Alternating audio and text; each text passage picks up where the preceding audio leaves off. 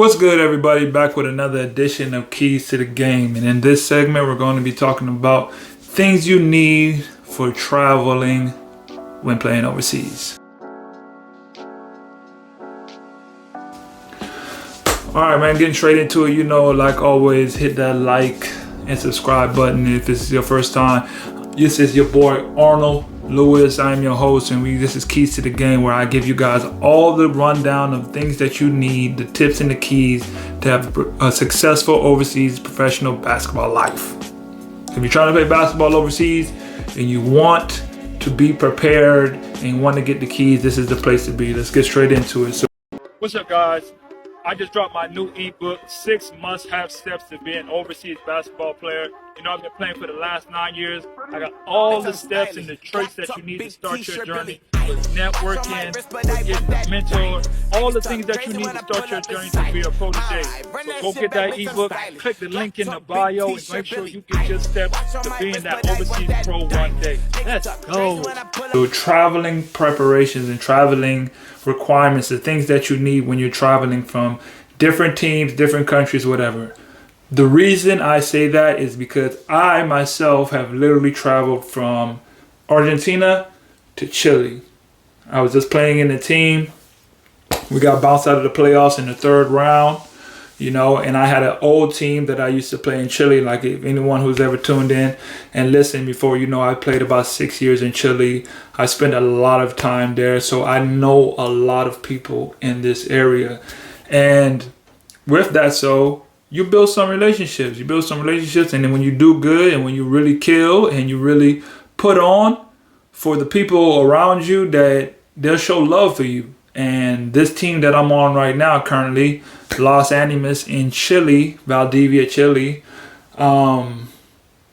they were my old team. I've won I won a championship with them, a cup with them. We broke history. We're probably one of the best teams that ever came through Chile with this team that I'm on. And because I've accomplished so much, they wanted to bring me back in for the playoffs right now. So my playoff run continues. I went from losing in the 3rd round to jumping right over into the 1st round in another league, bouncing from country to country real quick in these playoffs runs. You know, these teams want the best opportunity and the best player for their team, so they can try to get their goals. Like right now, the goal of this team is not even to necessarily win the championship. If they can make it to the top 4, they're content. If it goes more than that, then, you know, that's even more. But as of now, that's the way it is.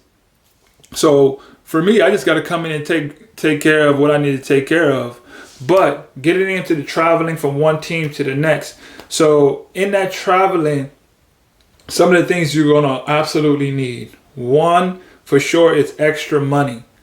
Always have you a couple of $100 on deck so you can make that change. Because when I got here, they were supposed to pay for my extra bag. They didn't pay for my extra bag. Then not paying attention, and that's another thing I have to make sure I'll get to next. But I had to pay a fine to leave the country. So that was extra money right there. Paying for a fine because I overstayed. Like I said, I'll get into that as the next topic. And then when I got to the next country, I had to pay for that bag as well. And I had to go to a hotel to go check in. I had to pay for the taxi to get there. And when I got there, there was the card that they had on file for me wasn't working. It wasn't working, so I literally was probably going to have to pay for my flight. Now, are they reimbursing me for all these things? Yes. Will your team most likely reimburse you for a lot of these things? Yes. But you need to make sure you have a couple $100 always in cash and on your card to make sure that you can pay for some things that need to be in cash, have some dollars on you, so if you need to make a change and, you know, change the currency, so you have to some people only pay cash, like the taxi driver might only accept cash. Luckily, he only accepted his card. He accepted card, because I didn't have any cash on me. I only had hundreds. And I would have to go and change that. When you go and change that, then you're going to lose some money because you're changing it from one country to the next country. But you still have to have a couple. Luckily, I had a couple $100 on me, and I had my card that had a couple hundred on there. So you want to make sure that you have adequate cash on you, because you never know what's going to happen. You always got to be prepared. Understanding that you always have to have that money on you for emergency situations. No matter how much they're going to take care of everything, you have to make sure behind them that you are prepared yourself, because what can go wrong will go wrong. I think that was the saying somewhere. What can go wrong will go wrong. So it's better that you're just prepared in all aspects, so you don't have to worry about that. That's another reason if you see that the background has changed and I'm in this yellow wall, is because I'm now in Chile, and this is my first video setting up over here with these guys, and this is my apartment, and this is the best place to record.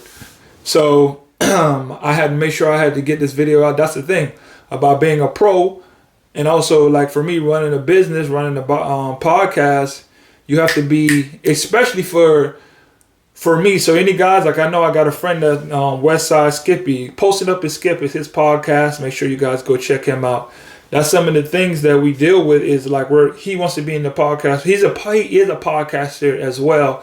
And we make so much moves, and we make sure we're trying to get our content out and make sure that we can, produce. But that comes with moving here, moving there, going from country to country, that you always have to be prepared. So that's one of the things to make sure you have when you're traveling from countries to country, or you're traveling overseas, is you always have spare cash. The next thing was going to be, make sure you guys talk to your team before you leave. And I spoke about this before, and I didn't listen to my own advice. And I'll be the first one to say I didn't listen to my own advice about going and having a conversation with my team about leaving. I stayed there for over the time. Normally when you stay over the time, they would tell you, and they will go file the right paperwork so you cannot break any laws or anything. Now with times changing, because I've literally been in different countries, like in Chile, if you overstayed, you had to go to the government, you had to pay, you had to have a special permission, you had to file these papers. Done it so many times. Now I know in Chile, and I know in Argentina, if you overstay your welcome, they'll make you pay a fine. I think I had to pay $30, and I overstayed since November. It was like 6 months. Paid like $30. That's only relative because Argentina's currency is so low, in the dollar compared to pesos is so low. Chile, it wasn't really that expensive too. I think when we had to do it, it was like $20. But that's because these times are changing. That's just those two countries. There are hundreds and I think thousands of countries. Don't quote me on how many countries there are, but there are a lot. Everybody has their own different rules and things that they abide by. So make sure you just get that in order before with your team, to make sure, like, hey, am I good to leave? Am I good to get out of this country without any problems? I'm not having to pay any fines. If I am, about how much will it be?